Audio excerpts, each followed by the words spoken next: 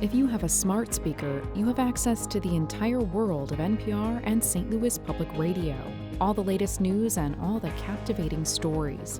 Activate our voices with yours by telling your smart speaker to play St. Louis Public Radio. From St. Louis Public Radio. This is Politically Speaking. State Representative Kevin Windham entered the Missouri legislature as a relatively young man compared to his colleagues. But as he prepares to depart Jefferson City, the St. Louis County Democrat has accumulated quite a bit of experience in legislative politics. And on the latest episode of Politically Speaking, Windham describes what could be changed about the General Assembly and what he was proud to have contributed to during his 6 years in office. Let's hit the music. This is the Politically Speaking podcast, the definitive show about Missouri politics. My promise to St. Louis was that I would do the absolute most for each and every person, starting with those who have the very least. What I wanted to do was look and see what other states are doing. We have to be willing to change those laws, that they are balanced and they affect everybody equally.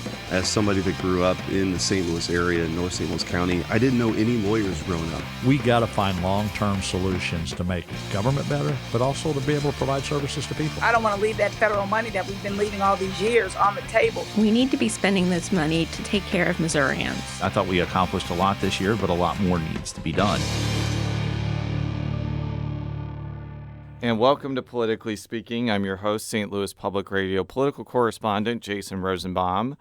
Joining me from mid-Missouri, she covers all things state government and state politics for St. Louis Public Radio, Sarah Kellogg. And joining us perhaps for the last time, maybe ever, depending on what his future plans are, he is a soon-to-be former state legislator who represents a portion of Mid and North St. Louis County. Kevin Windham. Thank you so much for joining us today. You decided to end your bid for a final 2-year term after you won your primary unopposed. What prompted you to cut your tenure in the Missouri House short? Yeah, so after 6 years in the Missouri legislature, I decided to withdraw from the November 2024 ballot in order to take a job opportunity as the Assistant Director for Community Engagement with Washington University. What kind of drew you to that particular job from WashU?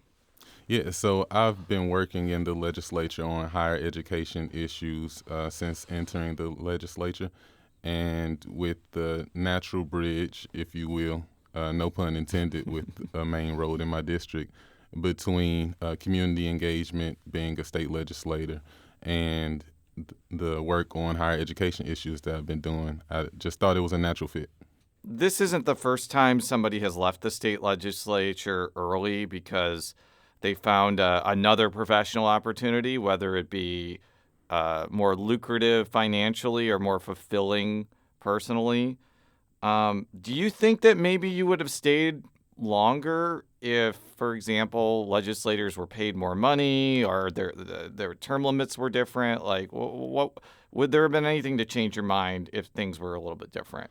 That's a good question, Jason. And if I was still an active politician, I probably wouldn't. The best answer wouldn't be to say that pay makes a difference in staying a legislator or not.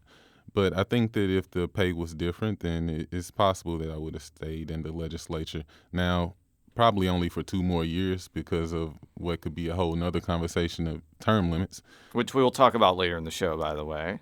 But I think that it's possible. So when I left Southeast Missouri State from college, I was making about $31,000 a year from a job offer at Caleres, and I went to work in D.C. working for Senator McCaskill and made a little bit more. I still make about the same amount as I made when I left college as a state legislator. So it's kind of hard to maintain that financially, and that's one of the reasons that prompted my change in career. Because you ended up resigning after you won your primary, members of the St. Louis County Democratic Central Committee chose your replacement, Marla Smith. How do you think Representative-elect Smith will handle her transition into the Missouri House? I think she'll handle it well. I think that the process by which the Democratic Central Committee selects replacements can be hit or miss, but I think this time is going to be a hit. So Marla Smith is a former court clerk in St. Louis County, and I think that once she gets over that natural transition period that any new legislator has, she'll be off to the races, and she'll be a great legislator for the district. You entered the Missouri House at a very young age. I believe you were 24 or 25. What do you think were the benefits and drawbacks to starting your state legislative service so early? So one of the benefits that we already spoke about was being younger. I had a little bit less financial responsibility, so I was able to maintain on a more modest salary. And one of the drawbacks was that folks saw me as sometimes inexperienced because of my age. And I think that after a while I was able to, and not too long of a while, I was able to combat that just by showing folks that not only did I know a little bit about what I was doing, but I was also able to be collegial. The generation of politicians, and maybe more so politicians than politics, has changed since I've entered politics. So I entered politics in one way in 2014 after the killing of Mike Brown and the Ferguson uprising. And officially I entered politics in 2018, 2019, right after Governor Greitens was expelled or right after he left office. He expelled himself because he resigned, but he was about to be impeached and possibly thrown out of office. But continue. Yeah, so much has happened. I think that the generation of leadership, though, when you think about myself and Representative Prouty and Senator Brian Williams, as well as Congressman-elect Wesley Bell and Congresswoman Bush, just that new age of leadership coming into office. Even when you think about locally on the city level, Rasheed Aldridge and some of those other younger older people coming into place, I think has really changed politics in probably the personalities at play a little bit more than some of the policies. But we've also seen some great policy change, whether that be in the realm of higher education or community revitalization and housing. The House tends to be kind of more of a hierarchy than the Senate, meaning that the party's membership rarely diverges from GOP leadership during votes that actually matter. How do you think that changed how the legislature functioned? I don't think that it's changed how the legislatures function. To my disappointment, I think that it's really stayed the same. So I think that's probably how the House has always functioned, even probably more heavily before term limits. So it was a little bit disappointing to see that it's still very heavily based on the speaker's motives on the House side. We saw new rules pretty well every year or every General Assembly that I've been in place that expanded the speaker's power. So whether that be the amount of bills that a legislator could file or different procedures that a legislator could use on the floor, with it being amendments on the floor or different other things. In that sense, I think that the speaker and leadership in the House really has took more of a grasp over time on the powers that the legislators should have. You know, you've often had Republican House leadership complain about the slow pace of the Senate, where filibusters can prevent major bills from going forward. Did you share that same frustration? Why or why not? Generally, I was less upset with that because that meant that less bad things happened. Sometimes that meant that that good bills got caught in the crosshairs. But I think that the Senate has a more deliberative process by design. And if I had to take one side or the other, I'd say that the House should probably take more of that same deliberative approach rather than being more hasty and sending over more bills to the Senate. I think that probably goes along with one of the other things that really gets under my skin about the House and the number of omnibus bills that we file. We wait until the last minute of the legislature and we pile a bunch of bills into one big bill that are loosely related, and then sometimes it's a tough decision on if you want to take a vote on, for instance, a bill that has land banking in it as well as a bill that has eviction moratoriums in it or restricting eviction moratoriums. Yeah, you kind of sound like Senator Mike Moon there, because like he didn't like omnibus bills either. So there seems to be some bipartisan disdain of that practice. But again, given that the legislature is only in session for 4.5 months, and it seems like they front load a lot of the actual finished products to like the last week or two, isn't like an omnibus bill kind of inevitable under those circumstances? It's inevitable under those circumstances, but those circumstances aren't inevitable. So we don't have to do it the way that we've done it. I think that it's more than one reason why we should take a faster pace earlier in the session. And that's not only because of the omnibus bills that feeds into a lot of the different things. And I think that if we come to a point where 4 months still isn't long enough, then there should be a push to lengthen session, make session longer. Now, I'm not saying that that's something that we need to do, but I think that the first step in that would be working all the way throughout the year rather than taking long recesses or having days early in a session where we gavel in and gavel out. And sometimes even halfway through session when we're fighting with the Senate. If we had legislators, and specifically in leadership, that were better able to work together, then we wouldn't have to have so many of those empty sessions that Sarah sat throughout. Do you think that Democrats were treated fairly in the House, given that, unfortunately, like you all are so outnumbered that Republicans could hypothetically do anything without your help?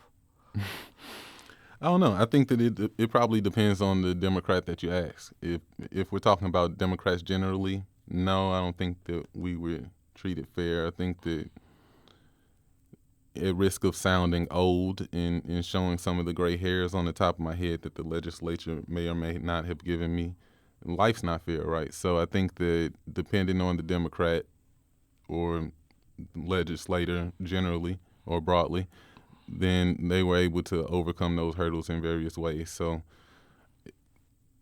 it was a number of different times and different ways where I feel like I was treated unfairly, but overall I feel like I'm satisfied with the end result of the things that I was able to get done. I went home frustrated probably 80 to 90% of the days that I left the beautiful building that the Missouri legislature resides in our Missouri capital.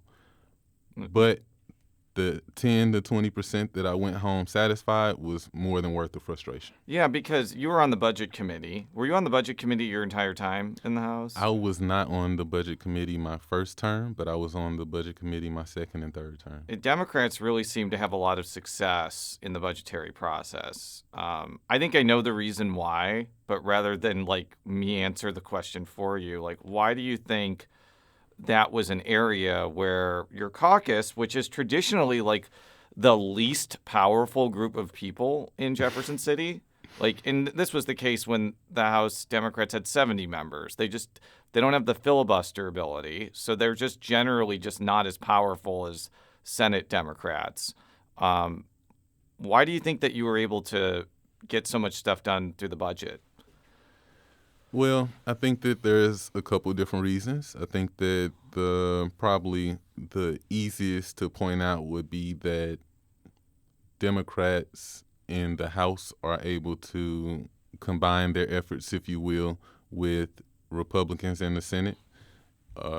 and senators more broadly at that point to be able to work on conference committee to get some of those House Democrats' efforts passed. But I think that something that can sometimes be more difficult to see is the amount of work that House Democrats put in behind the scenes, even before the legislature begins or after it ends, whichever way you want to put it, working with our colleagues on both sides of the chambers, both sides of the aisle, and really convincing folks that money should be moved, right? So I never said this out loud and never thought about it until you just asked this question, but there's no red and blue in the budget committee. Sometimes it's just green, right? It's all about making sense with the state's money and the state's resources that we have. So I think that the easiest way to put it is that there's a meeting of the minds between House Democrats and Senate Republicans, but it's also a lot of magic, if you will, that goes on behind the scenes. Were there any Republican lawmakers that you had particular respect for, even if you didn't agree with them on issues? I'd be interested to hear if there are any that come to mind. I didn't have a response top of hand, but after thinking about it for a short period of time, and especially after this past session, I would have to say Senator Curtis Trent. Okay. Senator Curtis Trent. I can probably count on one hand the amount of times that I've agreed with him, but I think that especially after his first, I don't know if he's had a full term yet, maybe 2 years in the Senate. He's been there for 2 years. After his first 2 years in the Senate, I can say that he's shown himself so far to be a statesman. I served with him for 4 years in the House, and that's where I disagree with him a lot, even on things that seem to be easy to agree on. One thing that comes to mind is he wanted to name a road or something or another after the namesake of his county, Greene County. And it came up in conversation, well, was the namesake of Greene County a slaveholder? And he was. And eventually that piece of legislation was withdrawn. So I can appreciate that. And I don't know that that's a story that even Senator Trent appreciates to this day, but I can appreciate someone really being able to meet. Yeah, you would have to rename a lot of counties if you didn't want them named after slave owners. Washington County, Jefferson County, Madison County. I assume James Madison was a slaveholder, but like Jackson County, I think there actually have been people who are like, Andrew Jackson was a terrible human being. And he should not be named. We should not name the second biggest county in Missouri after him. But that's probably a story for another day. No, he was he was not a very nice guy, Andrew Jackson. But so that was the conversation, though. We weren't talking about renaming counties. We were talking about naming new things going forward, right? So it's not necessarily do we want to bellyache about things of the past, if you want to use the word bellyache. That's not, But if you want to talk about events in the past, or if you want to talk about going forward, what we want to do as a state going forward, and I can appreciate not naming things after slaveholders going forward, at least. What were some of the legislative or budgetary accomplishments that you were particularly proud of in your tenure? So that's like almost choosing between my favorite kids, and I don't have any kids, but one of my favorites is being able to rework some language in the budget and eventually get Lincoln University full funding of its land grant line item. And I would say, if I had to rank them, follow closely by fully funding scholarships for the first time in the state in over a decade, so since before I was in college. So Lincoln University, it's been underfunded, depending on your source, between $40 million and $300 million, depending on if you use the research from the Department of Education, or if you use the research from APLU, the Association for Public Land Grant Universities. So one thing is clear is that Lincoln University has been underfunded, and in my tenure I was able to in part be responsible for fully funding the land grant university for the past couple years. That's especially important to me. And then being a person that came out of college with $60,000 in student loan debt, being able to help negate some of that debt for future students and borrowers was something that was important to me, and was certainly a win and worth that 80% of the frustration that I went through in the legislature. What were some of the things that you didn't get done that you feel like were missed opportunities? I've been trying to be really optimistic, and you're gonna make me be pessimistic, Sarah. Sorry. No, you're fine. One of the things that I think is common sense and could be really small to some people and be make or break to others, that I think didn't get done, but did get a chance to get heard and had some conversation about, was a statute that's currently in Missouri law that says that after someone is pulled over and has a traffic stop and is arrested, that their car is to be removed in a timely fashion from the traffic stop. So for some departments or police officers, timely can mean immediately after that person is arrested and put in a police car. For other police departments or police officers, that could mean that it's 48 hours or an indefinite amount of time. So that has an impact when, just to give you a scenario, for instance, if a teenager is driving the family's minivan and is pulled over and arrested for whatever, and the family's minivan gets towed on a Friday evening, and that family has to go without its only mode of transportation for a weekend, that could be devastating, not only to the social fabric of their family for a short period of time, but also financially for their family, because tow fees can be hundreds of dollars depending on where the car is towed from. We'll be right back after this quick break with State Representative Kevin Windham. And we're back on Politically Speaking with soon-to-be former State Representative Kevin Windham. He is a Democrat from Uplands Park? Uplands Park, Hillsdale, yeah, Normandy generally and broadly. Yes, beautiful cities in St. Louis County. Do you think that the legislature would be more effective if term limits were either relaxed or changed to, say, having someone be able to serve 16 years in one chamber instead of basically 8 years in each? I do. I think that I can't necessarily speak for how much good it would do to ease those term limits, but I do at least think that it would be good to remove term limits overall.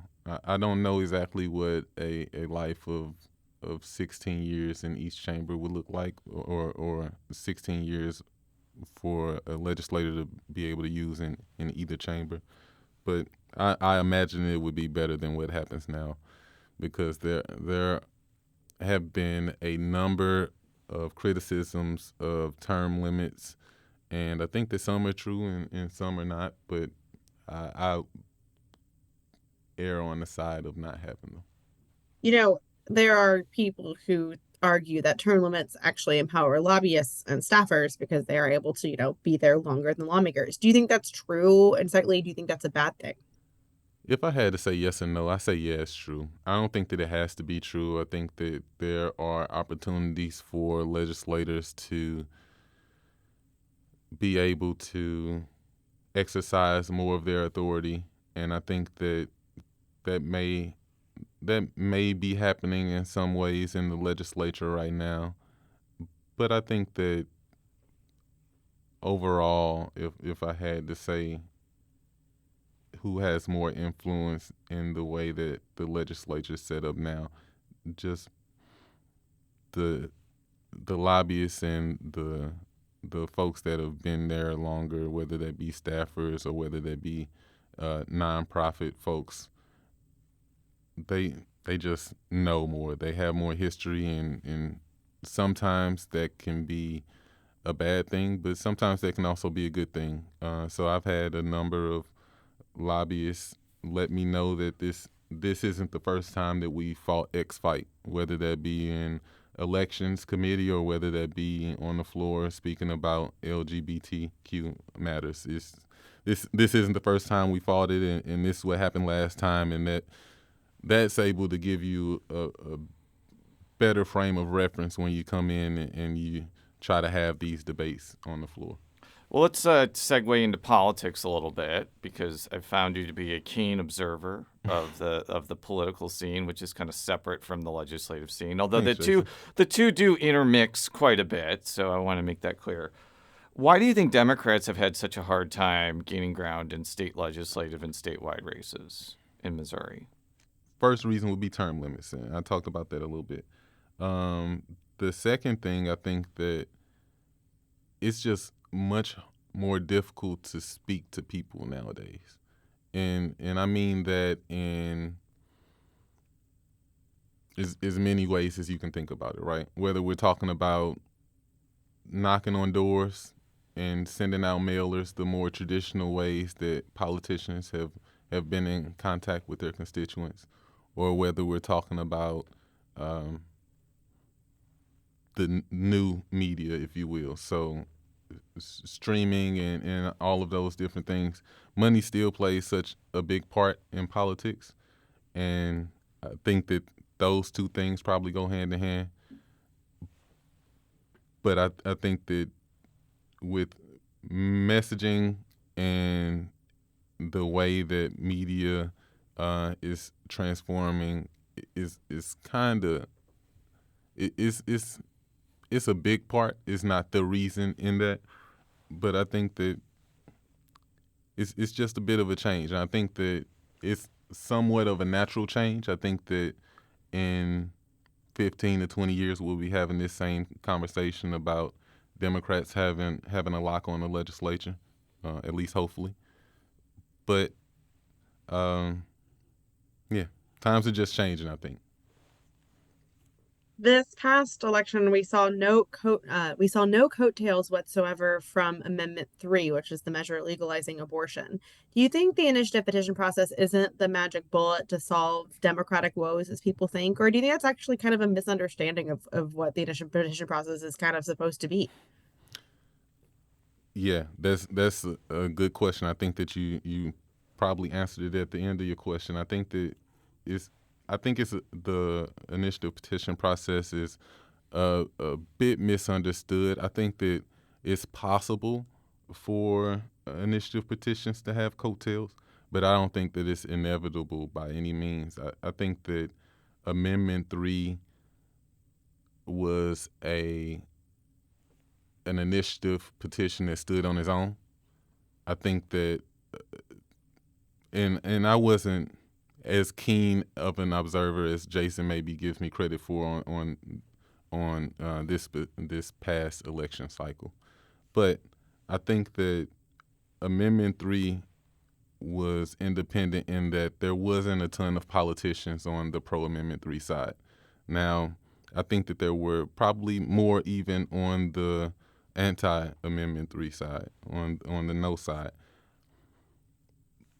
But I think that it was able to prove itself on its own merits. And if we think about an initiative petition similar to Prop A in 2018, where there was a lot more political influence in terms of individual personas, if you will, individual politicians on the yes on Prop A side, I think that you saw a bit of a boost in that election.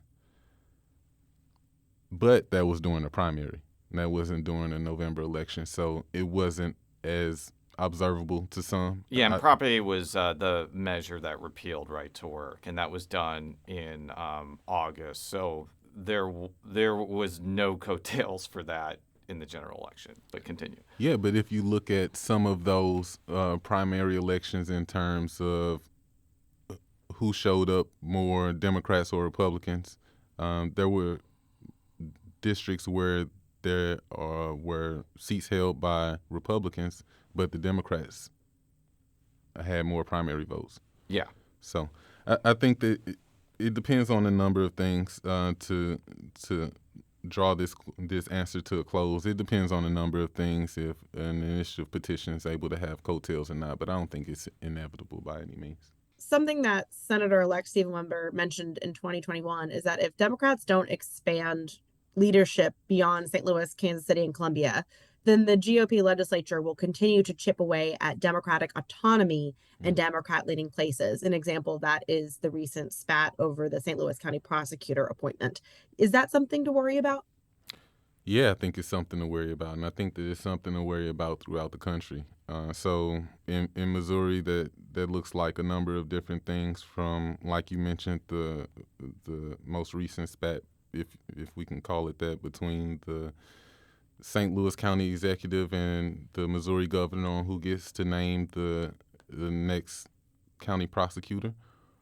Or we can talk about local autonomy of St. Louis City's police department. We can talk about nationally in Tennessee and how the Tennessee legislature went after Nashville, or in Mississippi, how the legislature went after their local Democratic cities. I think that it's somewhat of an era of overreach. This isn't happening just here, and it's not happening just right now. It's something that's going to happen over the next however long until there's at least more parity in the legislature and throughout state politics more broadly. Well, moving closer to home in St. Louis County politics, which Sarah just mentioned, I was kind of thinking about this before the show. It feels like county politics, and I'm talking about like county government politics, not like the entire body politic of St. Louis County, which includes state legislative seats. Mm-hmm. It's been kind of in a state of like stalledness. Stalledness isn't a word, but like I'm with you. Since 2019, like, you know, Sam Page has been county executive. People don't like Sam Page. He wins in 2020, wins in 2022. It's just sort of the same old fights between the county executive and the county council. Do you see that changing? Is that a bad thing that there's not like agreement between those two sides? And is there any benefit to actual people if there's like a radical change in how like St. Louis County government works? Because it's certainly fun to describe in the abstract of politics, but like county government is supposed to do things for people. And I'm just sort of curious about, like, do you think like where we are now is actually serving them? There's a lot in that question. I know, and it wasn't the most that wasn't the most artful question because I woke up at 5:22 today. But continue. So I think that we are possibly in St. Louis County, we are in the middle of a transformative phase in that we've had 2 or 3 county executives in the past decade, and the county council, which stayed the same for a bit, has seen some turnover, and may see some more turnover here soon. So I think that the personas on the St. Louis County Council and in the St. Louis County executive spot have mixed up quite a bit. And then if we bring in the county government overall, the assessor's office has only been around for as an elected office for maybe 10 years. Yeah, about 10 or 11 years. But yeah, continue. The county prosecutor spot was held by the same person for 2 or 3 decades. So I think that we're in a stage of transition, and I think that it's a good thing that there hasn't been such radical transition all at one time, because I think that gives more potential for chaos to happen, if you will. So it's a good thing that it's been quiet, or maybe it's a good thing that a lot of the political energy has been channeled into one specific event. Which is the first congressional district race, right? Yeah. Which was my next question. Why do you think Wesley Bell was able to win? I mean, I know a lot of people have just been like, he had more money and he had the pro-Israel groups, but I feel like that doesn't really tell the whole story. Like, he won most of the townships in St. Louis County, including black majority townships that Cori Bush won in 2022. Like, something happened to where Bush's support in the places where she needed to win, namely like North St. Louis County, really went down considerably. So I'd be interested in your theories about what happened there. So I think that the easy answer to that would be the money. I think that Congressman-elect Bell was able to get his message out a lot more clearly and a lot more repetitively.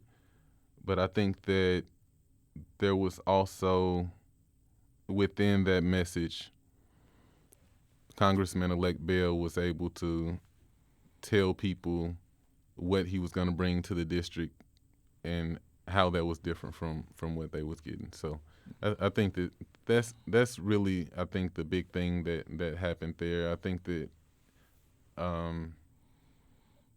there was some headlines that hurt Congresswoman Bush, and I think that with that money being in the race, it was easy to capitalize upon that. I follow often like where electeds gravitate in races like this. So there are some people who are clearly on Cori Bush's side. There are some who are on Wesley Bell's side. What I noticed is I didn't see you, Senator Williams, Senator May. I don't think any of you were saying much of anything about that race. And I felt that was pretty notable because I think all of you are not seen as Cori Bush superfans. But was that kind of a collective sign that you were not all comfortable with the way Wesley Bell navigated into that race?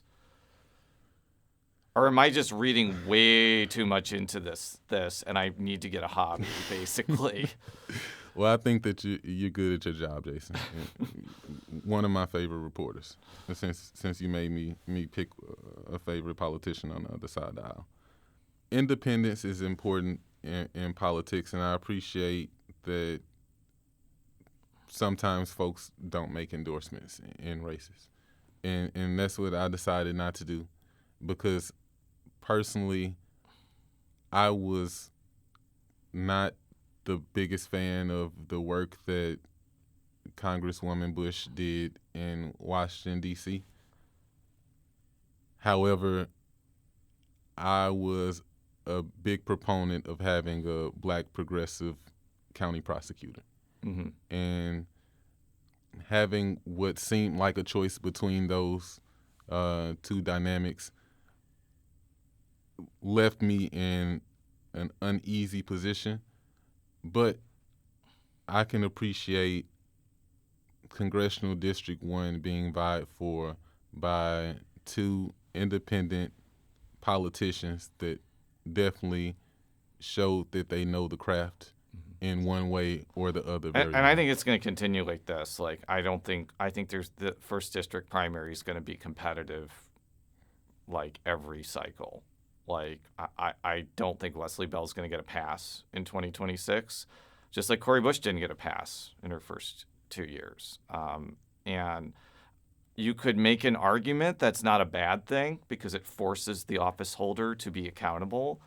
But I'll be very candid, like these primaries for the first district, even going back to like when Lacey Clay was primaried, they've been really nasty and they've brought out like really angry feelings from people. But at the same time, like that's just the way elections work, I suppose. So sometimes that's the way elections work. I think that it was much different in my opinion, when Congressman Clay was the congressperson. Yeah. He was pretty well a lock in every primary that he had after his first primary all the way back in the day. Yeah, I understand that. But I think that when we talk about this position being in flux, if you will, I think that it's a good thing because we're seeing in what direction the congressional district truly wants to go. So sometimes there's different directions in different years, and that can be counterproductive in the Washington, D.C. grand scheme of things because Congress runs by seniority. But at the same time, we want to make sure that we have representation that truly represents us in Washington, D.C. at the same time. And that's the reason why we have 2-year congressional or 2-year House appointments and 6-year Senate appointments so that Congress can be more responsive to the people if we're going back to civics class. Final question for you. Will you ever run for office again, or is this it? I think that it's possible that I run for elected office again. I don't think that it's in the short-term future for me, but I think it's possible. So I should not expect a Kevin Windham for state senate or Kevin Windham for county council signs to pop up over North County in 2026. I would be a bad politician to say never, but I don't see it. Yeah. Well, Representative, it's been a pleasure having you today. It's been a pleasure getting to know you over the last few years. And I wish you the best in your future endeavors, which is something that usually gets said to a WWE wrestler who gets fired. So let's leave it at that. Politically Speaking is a product of St. Louis Public Radio, which is part of the University of Missouri St. Louis. You can find all of our stories at stlpr.org. And how can people find you on the World Wide Web where you want to be found? Or do you just never want to be found again? I don't know if I ever want to be found on World Wide Web again. But no, I'm kidding. You can always email me at what is my email address? kevinwindham85@gmail.com. Thank you very much. Until then, so long. Politically Speaking is produced by Sarah Kellogg, Rachel Lippman, and me, Jason Rosenbaum. The show is edited by Fred Ehrlich. Read all of our coverage at stlpr.org. And if you haven't already, make sure to subscribe to Politically Speaking by searching the term Politically Speaking on Apple Podcasts. From St. Louis Public Radio. This is Politically Speaking.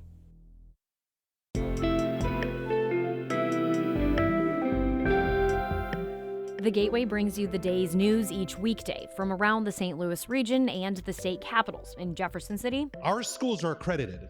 We don't need this bill. And Springfield. How many more years must pass before lawmakers see time is of the essence? I'm Abby Larico. Join me each weekday for The Gateway on the STLPR app or wherever you get podcasts.